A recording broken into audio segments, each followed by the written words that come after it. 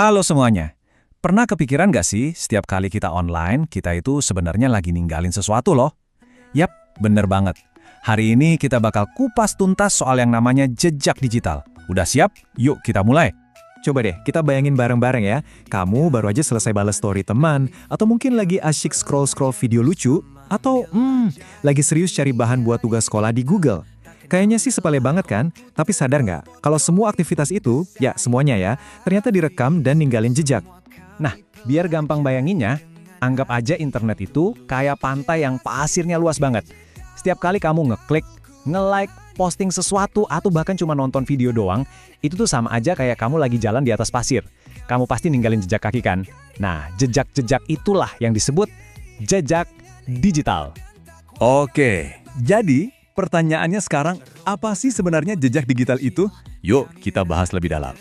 Simpelnya gini, jejak digital itu adalah semua rekaman data dari aktivitas kamu di internet. Benar-benar semuanya. Mulai dari foto liburan yang kamu upload, komentar keren banget di postingan teman, histori pencarian kamu soal cara ngerjain PR matematika, sampai game online yang kamu mainin tiap malam. Semua itu dikumpulin dan percaya nggak percaya, jadi semacam cerita digital tentang siapa kamu. Nah, yang menarik nih, jejak digital itu ternyata ada dua macam loh. Ada yang aktif dan ada yang pasif. Maksudnya gimana tuh? Oke, kita lihat bedanya ya. Oke, kita lihat ya perbedaannya. Yang pertama, jejak aktif. Ini adalah semua hal yang kamu sengaja bagikan ke dunia maya. Misalnya pas kamu nulis bio di profil, update status, atau ngepost foto selfie. Kamu sadar dan emang pengen orang lain lihat. Nah, beda lagi sama jejak pasif. Ini nih yang seringnya kita nggak sadar sama sekali. Ini adalah data yang dikumpulin sama aplikasi atau website tanpa kita input langsung. Contohnya, lokasi kamu waktu ngetek tempat nongkrong atau alamat IP HP kamu. Keren sekaligus agak ngeri ya. Oke, sekarang kita udah tahu nih apa itu jejak digital dan ada dua jenisnya. Tapi, terus kenapa? Emangnya sepenting itu ya buat kita pahamin? Kenapa juga kita harus repot-repot peduli sama jejak-jejak ini? Nah, disinilah kita harus mulai lebih waspada. Soalnya, kalau kita nggak hati-hati, jejak digital kita ini bisa jadi kayak bumerang. Bisa balik nyerang kita dengan resiko yang serius. Ini dia beberapa contoh bahayanya. Pertama, pencurian dan penyalahgunaan data. Bayangin data kamu dipakai orang lain, ngeri kan? Kedua, bisa merusak reputasi. Postingan iseng kamu hari ini, beberapa tahun lagi bisa aja dilihat sama guru, kampus, atau bahkan tempat kerja impian kamu. Ketiga, unggahan kamu bisa disalahartikan. Misalnya kamu posting meme yang maksudnya bercanda. Bisa aja di-screenshot, diedit, terus artinya jadi beda banget. Dan yang terakhir, konten pribadi bisa tersebar luas. Foto atau video yang harusnya cuma buat kamu atau teman dekat, bisa aja tiba-tiba viral. Waduh. Eits, tapi tunggu dulu. Jangan keburu panik. Kabar baiknya adalah, kita punya kendali kok atas jejak digital kita sendiri. Anggap aja ini semacam panduan simpel buat jadi jagoan yang cerdas di dunia maya. Ini dia beberapa langkah praktisnya. Pertama, coba deh iseng-iseng Google nama lengkap kamu. Siap-siap kaget ya sama apa yang muncul. Kedua, think before you post.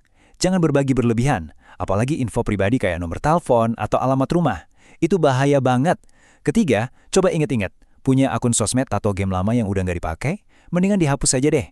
Keempat, hati-hati sama link aneh-aneh. Jangan asal klik, apalagi yang janjinya nggak masuk akal. Kelima, pas browsing, pastiin alamat websitenya itu diawali HTTPS. Huruf S di belakang itu artinya secure alias aman. Dan yang terakhir, sekaligus yang paling penting, bangun citra diri yang positif. Gunain internet buat nunjukin karyamu, atau bagiin hal-hal yang bermanfaat. Oke, selain ngelindungin diri sendiri, ada satu hal lagi yang nggak kalah penting, jadi warga digital yang baik. Yap, di dunia maya juga ada tata kramanya loh. Nah, tata krama ini punya nama keren, yaitu netiquette.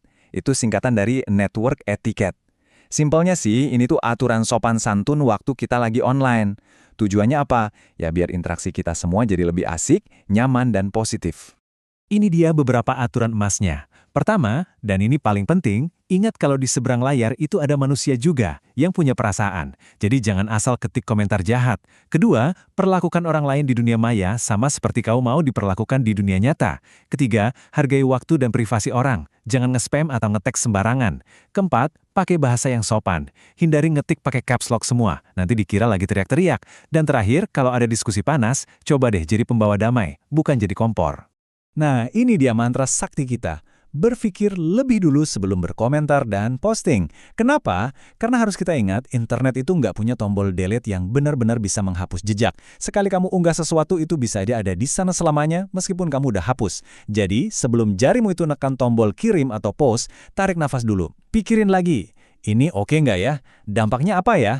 Jadi kalau kita simpulkan, semua unggahan, komentar, dan bahkan like yang kita tinggalkan di internet, itu sebenarnya lagi merangkai sebuah cerita. Cerita digital tentang siapa diri kita, apa aja yang kita suka, apa yang kita pikirin, dan gimana cara kita berinteraksi sama orang lain.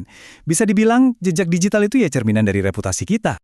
Maka, pertanyaan terakhir yang perlu kita renungkan bareng-bareng adalah, kalau jejak digital itu adalah reputasi kamu dan juga cerita tentang kamu yang bisa dibaca oleh siapa saja di seluruh dunia, cerita kayak apa sih yang pengen kamu tulis mulai dari sekarang? Ingat, pilihan ada di tangan kamu, jadi jaga jejak digitalmu baik-baik ya.